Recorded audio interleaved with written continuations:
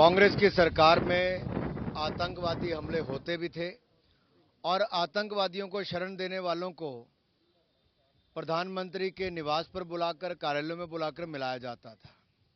ये तस्वीरें किसी से छिपी नहीं हैं।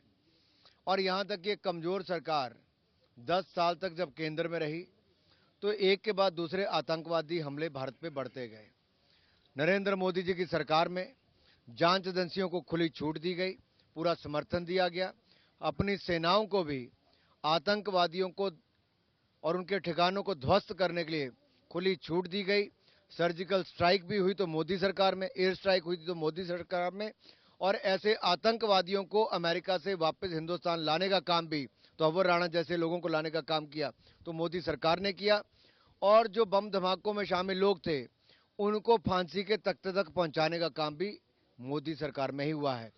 भारत पहले से ज्यादा सुरक्षित अपने आप को महसूस करता है और अंतर्राष्ट्रीय स्तर पर आतंकवाद के खिलाफ मोदी जी ने लगातार आवाज उठाई है।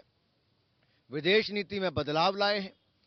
विदेशी सरकारों के साथ अलग अलग तरह पर, अलग अलग स्टेज पे जहां पे एग्रीमेंट्स किए गए और प्रयास किए गए, तभी जाकर ऐसे घिनौने लोग जिन्होंने आतंकवाद को बढ़ावा दिया उनको आज भारत पर प्रत्यर्पण किया है और उनको अब सजा भी देने का काम किया जाएगा।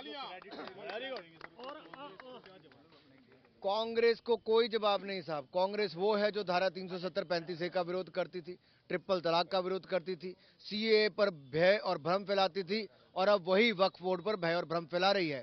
कांग्रेस का काम केवल भय और भ्रम फैलाना है और वोट पाने के लिए तुष्टीकरण की राजनीति करना है।